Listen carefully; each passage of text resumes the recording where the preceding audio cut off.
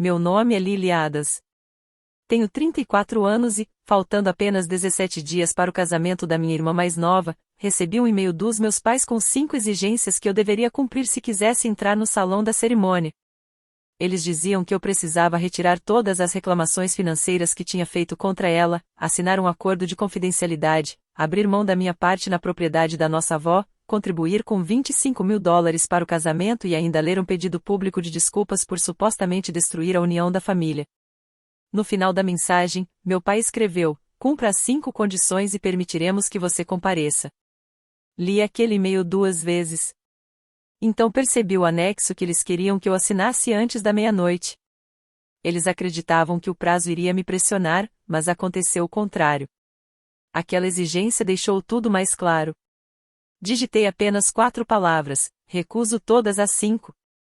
Enviei a resposta, reservei uma suíte em Malibu para o fim de semana do casamento e entrei em contato com uma empresa de entregas para preparar um último presente. A caixa parecia sofisticada o suficiente para uma noiva que havia transformado seu casamento em um espetáculo para 300 convidados. Mas dentro dela não havia joias, dinheiro ou um pedido de desculpas. Havia algo que minha irmã passou 2 anos tentando esconder de todos. Eu sabia que ela abriria o presente em público, porque já tinha pedido ao mestre de cerimônias para anunciar cada presente caro recebido de familiares importantes.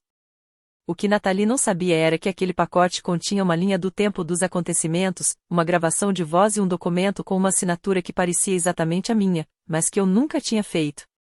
Antes de contar o que ela disse e o que aconteceu depois que aquela caixa foi aberta, quero saber: que horas são aí onde você está? De qual lugar você está assistindo? E como está o clima por aí? É curioso imaginar até onde essa história pode chegar. A primeira pessoa que mencionei naquele e-mail foi minha irmã mais nova, Nathalie. Durante quase toda a nossa vida, meus pais trataram os erros dela como grandes crises que todos precisavam resolver. Ela sempre conseguia escapar das consequências. Em público, Nathalie era carismática, cheia de elogios e sabia fazer qualquer pessoa se sentir especial. Mas dentro de casa, ela enxergava os relacionamentos pelo quanto eles podiam ser úteis para ela. Quando precisava pagar a entrada da faculdade, eu emprestei o dinheiro. Quando abandonou o emprego em marketing depois de apenas 6 meses, ajudei a refazer o currículo e paguei 2 meses do aluguel dela. Quando abriu sua empresa de eventos de luxo, apresentei 3 clientes da minha empresa de contabilidade. Cada ajuda vinha acompanhada da mesma promessa: ela me pagaria quando a situação melhorasse. Mas a situação nunca melhorava. As promessas apenas mudavam de forma. Nossa avó percebeu esse padrão antes de todos nós. Quando faleceu, deixou uma casa restaurada na costa chamada Mariners Point para mim e Nathalie, dividida igualmente entre nós. Porém, colocou uma cláusula rígida: qualquer empréstimo, venda ou grande reforma exigiria a assinatura das duas. A propriedade tinha um enorme valor emocional, mas também gerava uma renda constante com pequenos casamentos e eventos corporativos. Eu cuidava das finanças. Nathalie cuidava da divulgação. Esse acordo funcionou até o momento em que ela ficou noiva de Daniel Mercer, um empresário do ramo de restaurantes. Ele era gentil, bem-sucedido e acreditava completamente que Nathalie havia construído sua empresa sem nenhuma ajuda financeira da família. Eu não tinha nada contra Daniel. Na verdade, isso tornava tudo ainda mais complicado. 6 meses antes do casamento, encontrei no registro financeiro de Mariners Point uma parcela de um empréstimo que eu nunca havia autorizado. A descrição do banco era vaga. Quando perguntei a Nathalie sobre aquilo, ela apenas riu e disse que era uma linha de crédito temporária para reformas. Pedi para ver os documentos do empréstimo. Ela começou a adiar. Meus pais, por outro lado, disseram que eu não deveria criar conflitos antes do casamento. Então o banco finalmente enviou uma cópia parcial dos documentos. Foi quando encontrei a prova que eu precisava: um contrato comercial de $240.000 usando o imóvel como garantia e com uma assinatura eletrônica que parecia ser minha. Mas eu nunca tinha visto aquele documento. Nunca autorizei aquele empréstimo. Quando confrontei Nathalie em particular, ela não negou que tinha usado o dinheiro. Disse que os custos do casamento haviam aumentado, que a empresa dela estava enfrentando problemas de fluxo de caixa e que o novo restaurante de Daniel precisava de um investimento temporário para continuar funcionando. Então ela se inclinou sobre minha mesa e disse: você é dona da metade de algo valioso. Eu precisava que você agisse como família. Olhei para ela e respondi que falsificar minha assinatura não era uma forma de ajuda familiar. Nathalie revirou os olhos e disse que eu estava apenas com inveja porque ela seria a primeira a se casar. Naquela mesma noite, minha mãe me ligou dizendo que Nathalie havia cometido apenas um erro burocrático e que tudo poderia ser resolvido se eu assinasse uma autorização retroativa. Pouco depois, meu pai enviou uma mensagem dizendo que uma investigação traria vergonha para todos nós. Eu não aceitei. 2 semanas depois, chegaram as 5 condições para eu participar do casamento. O acordo de confidencialidade não era realmente sobre meu comportamento durante a cerimônia. Escondida na 6ª página, havia uma cláusula que livrava Nathalie, meus pais, as empresas deles e até o banco de qualquer responsabilidade por decisões financeiras anteriores. O pedido público de desculpas também não tinha nada a ver com paz familiar. A intenção era me fazer parecer instável antes que eu pudesse questionar oficialmente o empréstimo feito com uma assinatura falsa. Os $25.000 que eles exigiam como contribuição serviriam para cobrir parte do dinheiro que já havia desaparecido da conta da propriedade. E abrir mão da minha parte em Mariners Point daria a Nathalie controle total sobre o imóvel usado como garantia. Pela primeira vez, percebi que aquelas exigências não eram apenas crueldades separadas. Faziam parte de um plano organizado. Eles não estavam me dando uma chance de participar do casamento. Estavam tentando me convencer a apagar as provas contra eles enquanto eu sorria para as fotos da família.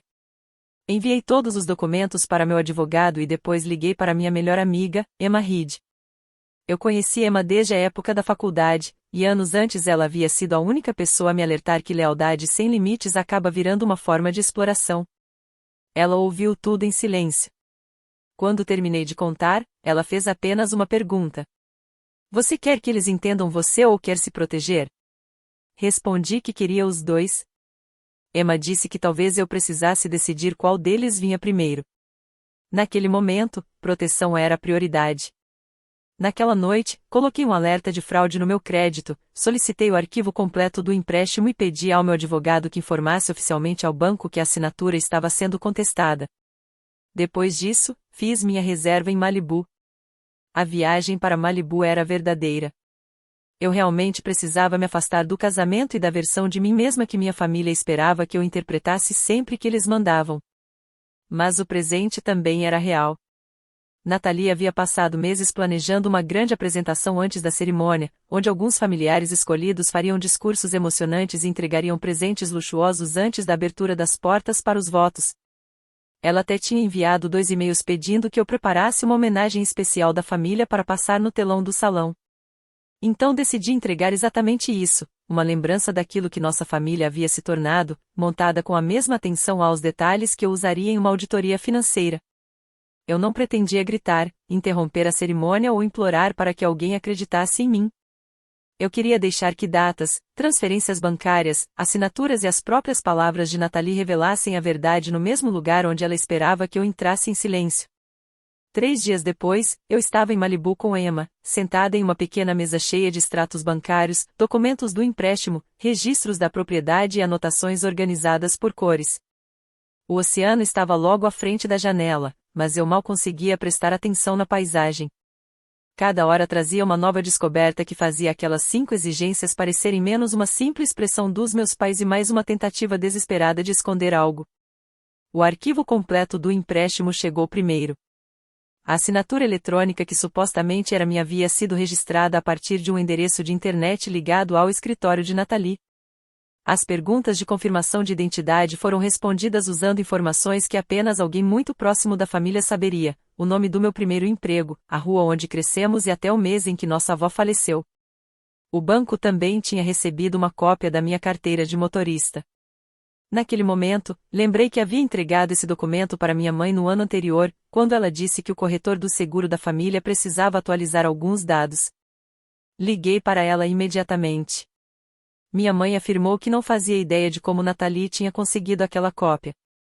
Mas a resposta veio rápida demais. Emma observou meu rosto enquanto eu desligava a ligação. Você não acredita nela, acredita? Perguntou. Eu respondi que já nem sabia mais no que acreditar. Essa era a parte que ninguém me contou sobre descobrir uma traição. A verdade não transforma alguém automaticamente em uma pessoa forte. Às vezes, ela faz você questionar cada lembrança comum que carregava. Eu me lembrei da minha mãe levando sopa quando eu estava doente, do meu pai me ensinando a dirigir e de Nathalie dormindo no meu quarto depois de uma separação dolorosa. As boas lembranças não desaparecem apenas porque alguém as usou para conquistar sua confiança. Elas continuam existindo, mas ficam marcadas por uma sensação difícil de explicar. Abri a conta da propriedade e comecei a rastrear para onde o dinheiro do empréstimo havia ido. $90.000 foram enviados para a empresa de eventos de Nathalie. 68.000 foram transferidos para uma empresa chamada Mercer Hospitality Design, ligada ao projeto do restaurante de Daniel. 42.000 foram usados para pagar despesas do casamento. Outros 27.000 passaram pela empresa de consultoria dos meus pais antes de retornarem para Nathalie como um suposto presente da família. O restante havia desaparecido entre taxas, encargos e contas atrasadas. O dinheiro indo para a empresa de Daniel me deixou preocupada, mas a descrição da transferência parecia indicar um investimento que talvez ele acreditasse estar vindo apenas de Nathalie. Eu ainda não sabia se ele fazia parte daquilo ou se também estava sendo enganado. Então Emma encontrou a primeira grande reviravolta. Uma planilha escondida dentro de um arquivo compartilhado revelou algo que mudou completamente a forma como eu enxergava a situação. Ela mostrava uma previsão de como a propriedade ficaria depois do casamento. Nathalie havia colocado o próprio nome como única responsável pelo controle de Mariners Point, Daniel aparecia como um futuro investidor, e eu estava em uma coluna chamada Participação Liberada. A data daquele documento era 2 meses antes de meus pais enviarem aquelas 5 exigências. Ao lado do meu nome, Nathalie havia escrito uma frase que fez meu estômago revirar: vai assinar para manter o convite. Fiquei olhando para aquelas palavras por vários minutos. Ela não estava esperando que eu aceitasse. Ela já tinha calculado que eu aceitaria. Durante anos, meu medo de causar problemas para a família havia sido usado como uma vantagem no plano dela. Eu queria ligar para Nathalie e imediatamente dizer que tinha descoberto tudo, mas Emma me impediu. Ela passou muito tempo prevendo suas reações, disse minha amiga. Não dê a ela uma nova reação para usar contra você. Então continuamos investigando. Em uma antiga conversa de mensagens de voz, encontrei uma gravação que Nathalie havia enviado depois de beber durante uma conferência de negócios. Na época, eu tinha ignorado aquilo como mais uma reclamação dramática de madrugada. Mas agora, ouvindo novamente, tudo parecia diferente.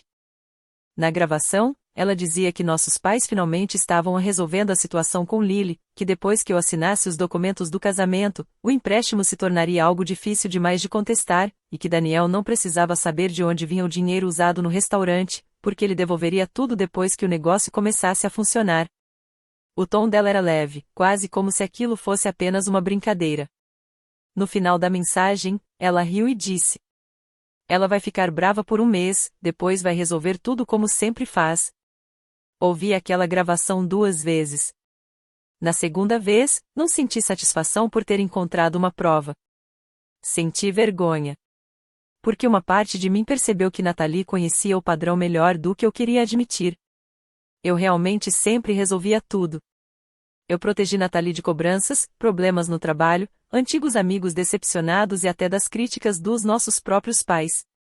Durante muito tempo, chamei aquilo de amor, porque admitir que também era medo significaria aceitar que eu precisava ter mudado muito antes. E foi exatamente isso que se tornou o coração do meu presente. Eu não queria criar uma apresentação cheia de histórias humilhantes da infância ou transformar tudo em uma vingança familiar. Eu queria mostrar uma sequência de escolhas adultas, a assinatura falsificada, o dinheiro desviado, a tentativa de obter minha renúncia, o plano para esconder informações de Daniel e a pressão dos meus pais para conseguir minha cooperação. Montamos um vídeo de 12 minutos usando apenas documentos que podiam ser comprovados.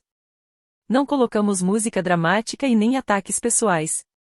Cada tela mostrava uma data, um valor e a origem da informação. No último slide, deixamos apenas uma frase. Um casamento não consegue criar confiança quando uma fraude foi usada para fabricar uma falsa aprovação. Também preparei 3 pastas lacradas. A primeira era destinada a Daniel e continha todo o histórico das transações relacionadas ao restaurante dele. Uma das pastas era destinada aos meus pais e continha a notificação do meu advogado exigindo que todos os registros e documentos fossem preservados. A última era para Nathalie.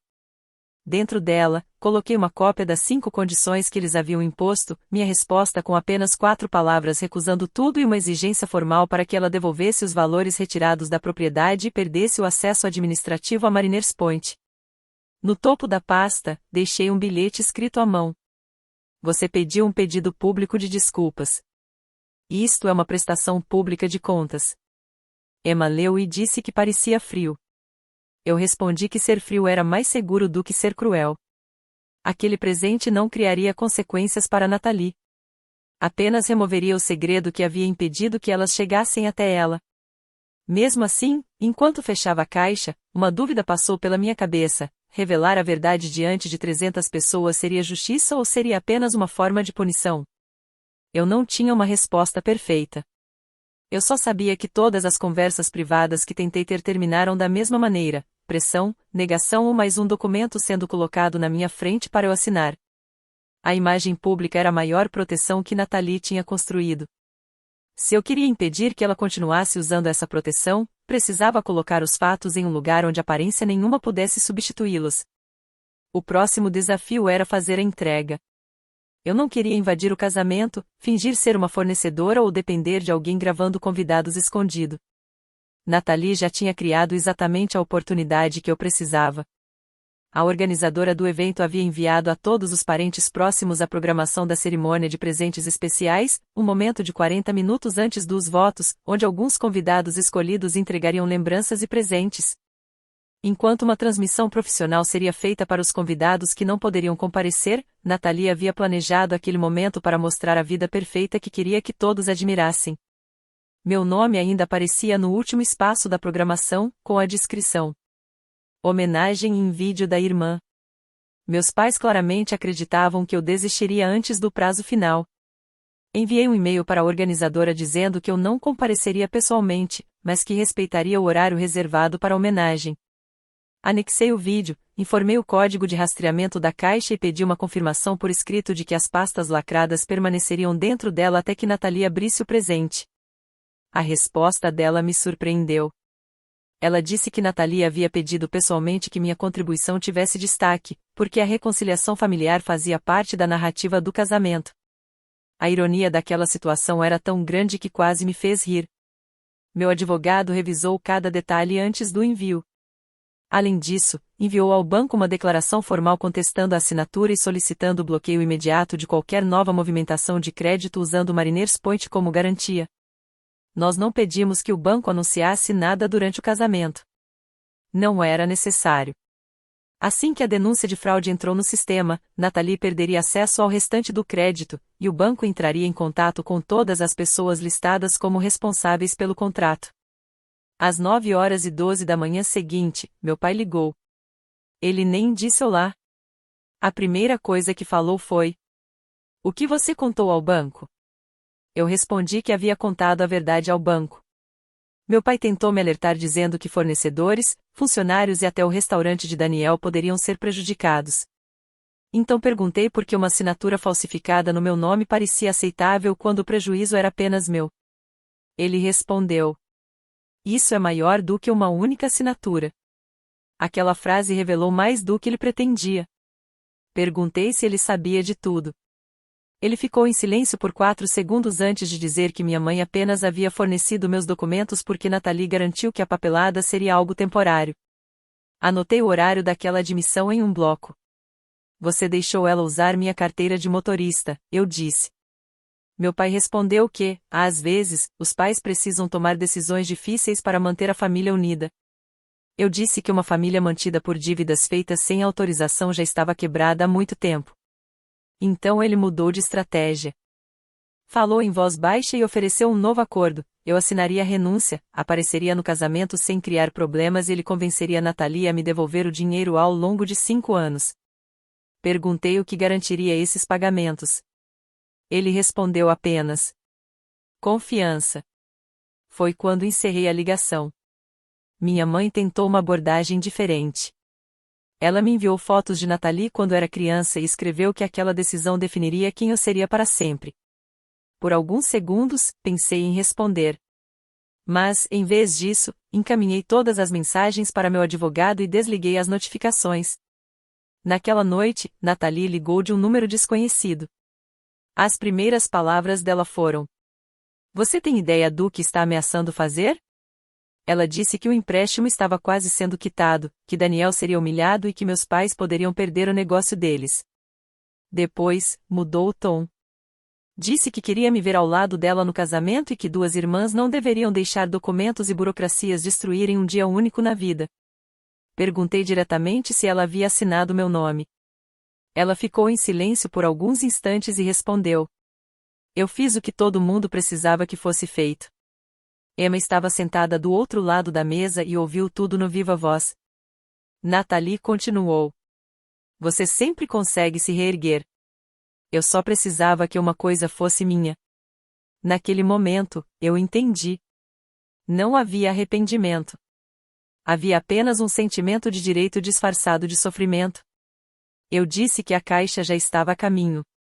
Ela gritou meu nome e perguntou o que havia dentro. Respondi: "Tudo aquilo que você tinha certeza que eu esconderia." Depois da ligação, minhas mãos começaram a tremer tanto que derrubei água sobre a mesa. Emma não me parabenizou e nem disse que eu tinha vencido. Ela apenas pegou um pano e me ajudou a limpar. Na manhã seguinte, fomos para a suíte em Malibu que eu havia reservado. Coloquei meu celular ao lado do link da transmissão ao vivo. Eu não me sentia poderosa. Eu me sentia como alguém atravessando uma ponte depois de colocar fogo no caminho que ficou para trás. Às 16 horas, no horário da Califórnia, a cerimônia de presentes especiais começaria em um salão de festas a 3 fusos horários de distância. Às 15h47, a organizadora enviou uma única mensagem: "Seu pacote está sobre a mesa da apresentação." A noiva fez questão de que o meu presente fosse aberto por último.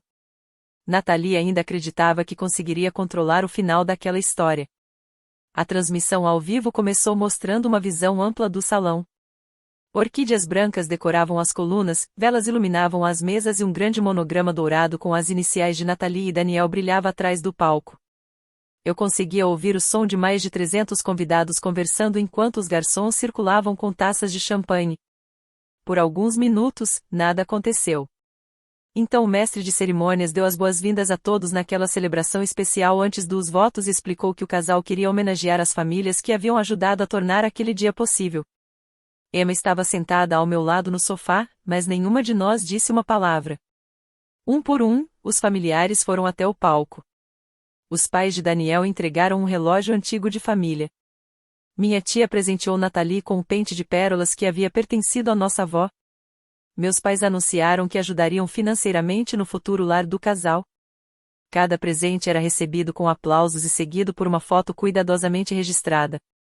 Nathalie parecia perfeita. Se a minha ligação havia deixado algum medo nela, ela escondia muito bem. Quando o mestre de cerimônias chegou ao último item da lista, minha mãe se aproximou de Nathalie e sussurrou algo em seu ouvido. Nathalie balançou a cabeça. O apresentador sorriu para a câmera e anunciou: "Nosso último tributo vem da irmã da noiva, Lily, que infelizmente não pôde estar presente hoje, mas enviou algo muito especial." Um murmúrio percorreu o salão. Antes que alguém pudesse impedir, Nathalie se levantou.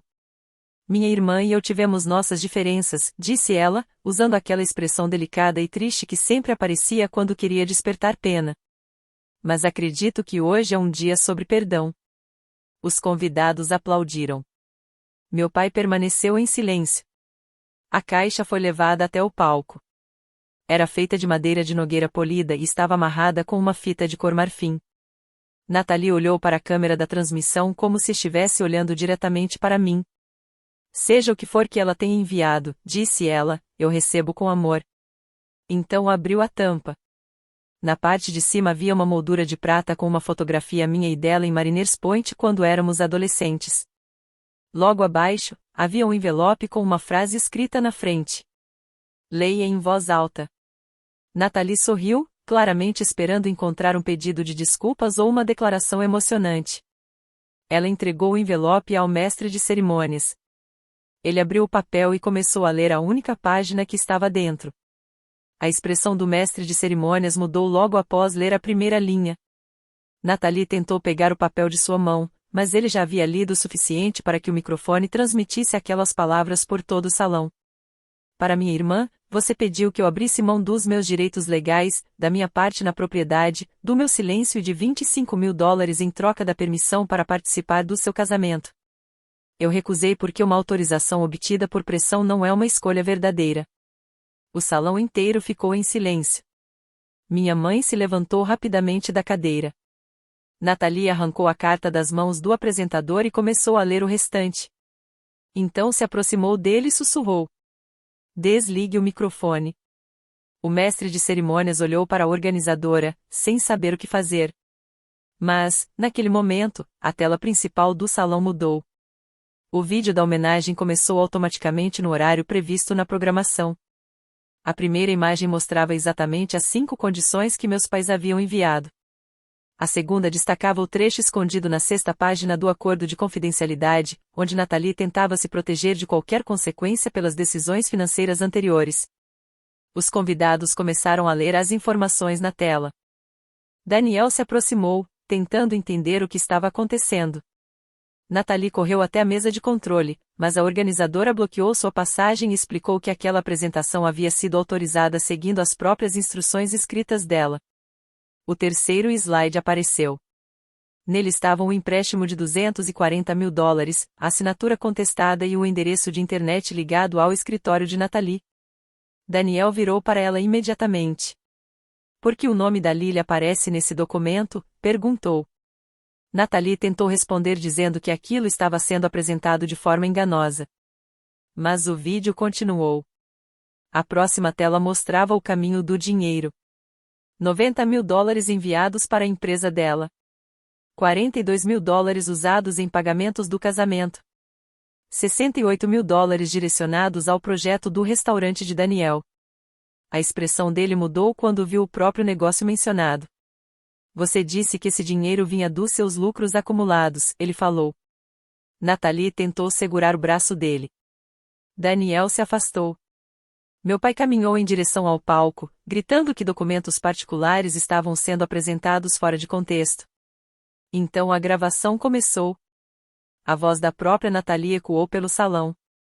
"Depois que Lily assinar, o empréstimo ficará compartilhado demais para ela contestar. Daniel nunca precisa saber de onde veio o dinheiro do restaurante." A risada dela veio logo depois. Pelos alto-falantes, aquela risada parecia muito mais fria do que quando eu tinha ouvido sozinha no meu computador. Nathalie ficou completamente imóvel por alguns segundos. Ninguém se mexeu. Então ela gritou: "Desliguem isso. Desliguem agora." Mas não era medo do conteúdo da caixa. Era o choque de ouvir aquela confiança privada se transformar em uma prova pública. Ela pegou a moldura de prata e jogou sobre a mesa, derrubando um vaso próximo. Daniel abriu a pasta que tinha o nome dele. Dentro estavam todos os registros das transações e uma carta do meu advogado recomendando que ele procurasse orientação jurídica independente antes de misturar qualquer patrimônio ou assinar documentos importantes do casamento. Ele leu a primeira página. Depois levantou os olhos para Nathalie como se estivesse olhando para uma pessoa que nunca tinha conhecido de verdade. Na tela, o próximo documento começou a aparecer. O slide final apareceu na tela. A apresentação também foi enviada ao banco e à equipe jurídica responsável. Ninguém neste salão está sendo chamado para escolher um lado. O objetivo é apenas analisar os fatos registrados. O vídeo terminou. Não havia música emocionante, nenhuma foto dramática e nenhuma imagem minha. Apenas uma tela preta com a data. Do outro lado do país, em uma tranquila suíte em Malibu, eu assisti minha irmã perceber que a história que ela havia preparado para aquele momento já não estava mais sob o controle dela. Por alguns segundos depois que a tela apagou, o salão permaneceu completamente em silêncio. Então todos começaram a falar ao mesmo tempo. O pai de Daniel o chamou para conversar em particular. Minha tia perguntou à minha mãe se aquelas condições realmente existiam. 2 clientes da empresa de Nathalie começaram a sair do salão enquanto olhavam para os registros de transferência que haviam fotografado.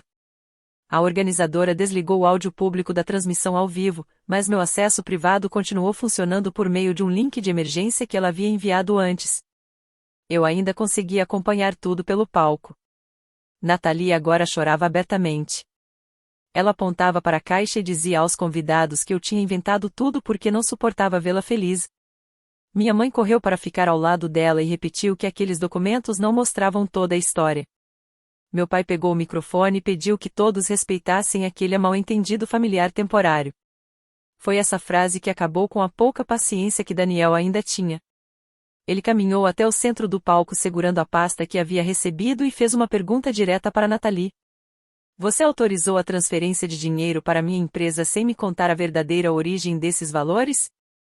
Ela respondeu que estava apenas tentando ajudá-lo. Então ele perguntou: Você falsificou a assinatura da Lily? Nathalie disse que eu teria aprovado o empréstimo de qualquer maneira. Ele perguntou se meus pais sabiam de tudo. Minha mãe tentou responder por ela, mas Daniel levantou a mão e disse: Eu perguntei para Nathalie. Pela primeira vez, Nathalie olhou ao redor procurando alguém que pudesse salvá-la daquela situação. Mas ninguém se ofereceu. Depois de alguns segundos, ela admitiu que havia concluído a assinatura online porque o prazo do banco estava acabando. Ela tentou justificar dizendo que o valor da propriedade tornava o empréstimo algo sem risco e que eu sempre tinha sido contra o sucesso dela. Daniel abriu outra página do documento. Isso aqui diz que você planejava transferir a participação da Lily para o seu nome depois que ela assinasse a renúncia. Isso também era algo sem importância? O rosto de Nathalie mudou. As lágrimas pararam. Ela disse que um casamento exigia lealdade e que ele deveria estar defendendo a própria noiva, não interrogando-a diante de pessoas desconhecidas. Daniel respondeu: Eles não são desconhecidos. Eles são testemunhas.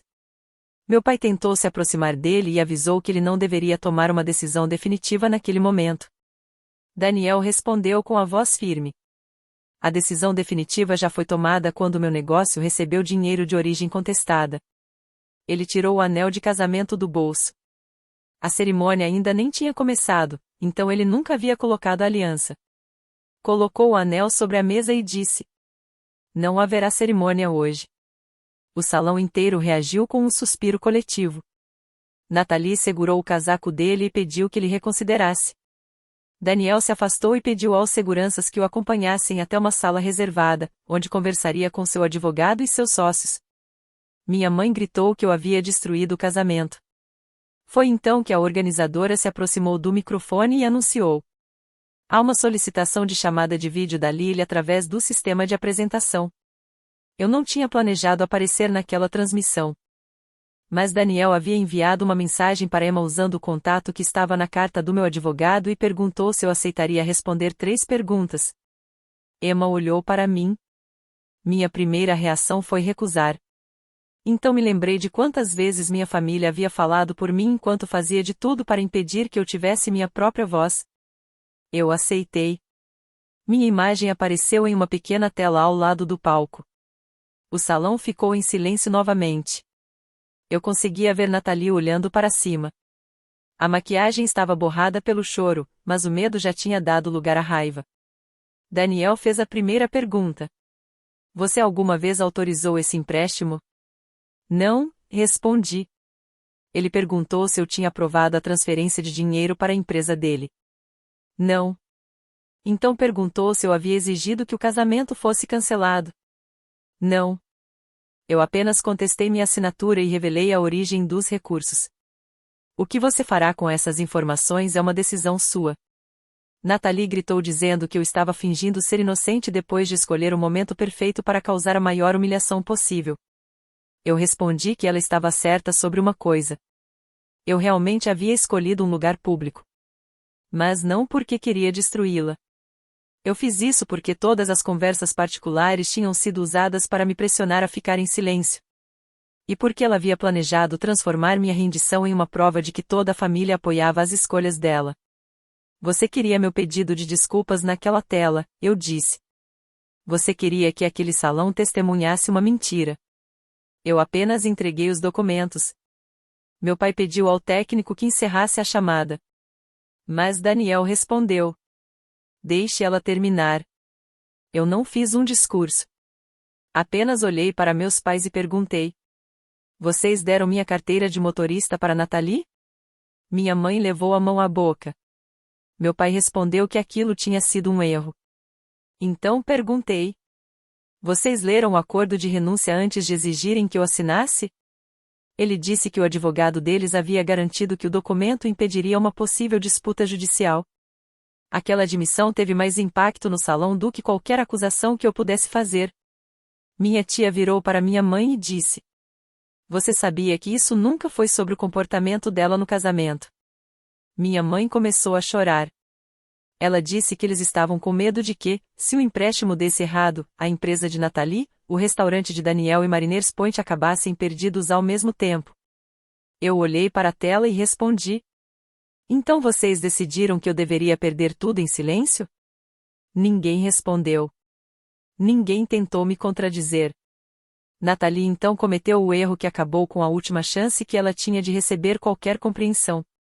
Ela gritou: Porque você podia pagar. As palavras ecoaram pelo salão. Antes que alguém pudesse interrompê-la, ela continuou: Você tinha uma empresa bem-sucedida, não tinha os custos de um casamento e não tinha filhos dependendo de você. Para você, assumir essa dívida teria sido menos doloroso do que para mim perder tudo. Daniel ficou olhando para ela em silêncio. Meus pais baixaram os olhos para o chão. Em uma única frase, Nathalie confirmou exatamente o pensamento por trás de todas aquelas exigências. Na visão dela, o fato de eu estar em uma situação mais estável significava que eu estava disponível para ser usada. Eu disse a ela que ter mais recursos não transformava uma fraude em um ato de ajuda familiar. Depois disso, encerrei a chamada. O que aconteceu em seguida chegou até mim por mensagens durante a próxima hora. Daniel deixou o local acompanhado pelos pais e pediu ao responsável pela cerimônia que não assinasse nem enviasse nenhum documento oficial do casamento.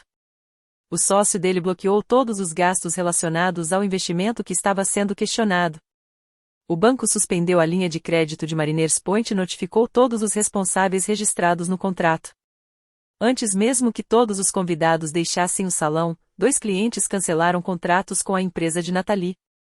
O espaço do casamento exigiu o pagamento imediato do valor restante, mas o cartão fornecido por Nathalie foi recusado, pois o dinheiro vinha da conta da propriedade que agora estava bloqueada. Meu pai precisou pagar a diferença usando suas próprias economias para evitar uma possível disputa judicial com o local.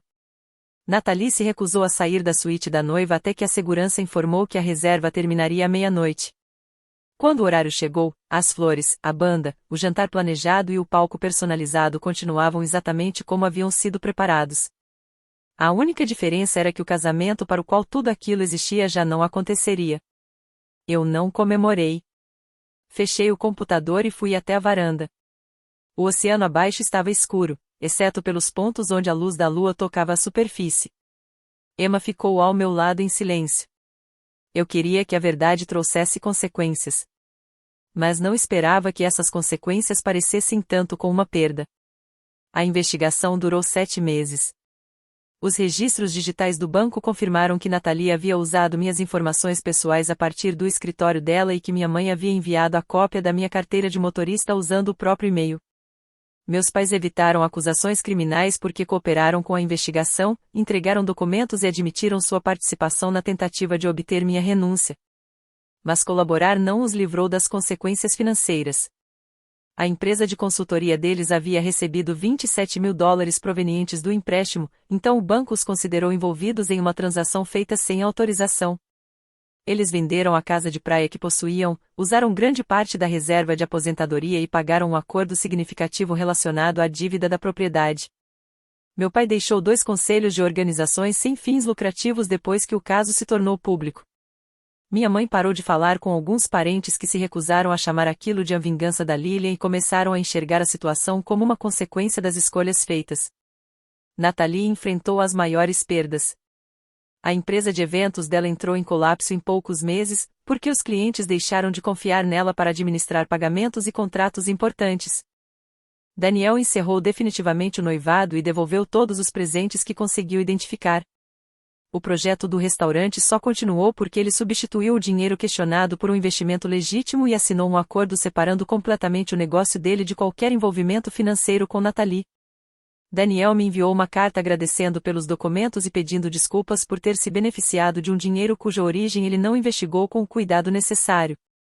Eu acreditei na sinceridade dele, mas não tentei transformar aquilo em uma nova amizade. Alguns finais simplesmente não precisam criar novos laços. Com o tempo, Nathalie aceitou um acordo judicial envolvendo fraude e uso indevido de identidade. Ela recebeu uma pena suspensa, acompanhamento judicial e uma ordem de restituição financeira que continuaria fazendo parte da vida dela por muitos anos. Ela também transferiu sua parte de Mariners Point para um fundo administrado pelo tribunal até que as dívidas fossem resolvidas. Eu me tornei a administradora temporária da propriedade. Não porque queria provar que tinha vencido ou tomar aquilo para mim, mas porque alguém precisava reorganizar os registros, recuperar a confiança dos clientes e reconstruir o negócio. Em menos de um ano, o espaço voltou a gerar lucro. Usei parte da minha remuneração pela administração para criar um pequeno fundo de apoio jurídico para pessoas que enfrentavam problemas financeiros causados por familiares. Essa decisão deu um significado maior àquela experiência. Não era apenas sobre punição. Era sobre transformar algo doloroso em algo útil. Minha relação com meus pais nunca voltou a ser como antes. Eles escreveram cartas, enviaram cartões em datas comemorativas e pediram que fizéssemos terapia familiar. Aceitei participar de uma única sessão. Durante a conversa, meu pai disse que sempre acreditou que eu era a pessoa mais forte da família. Eu respondi que força não significava aceitar carregar as consequências das escolhas de todos os outros. Minha mãe pediu desculpas, mas ainda perguntou se a apresentação pública no casamento realmente tinha sido necessária. Eu respondi com sinceridade. Talvez não.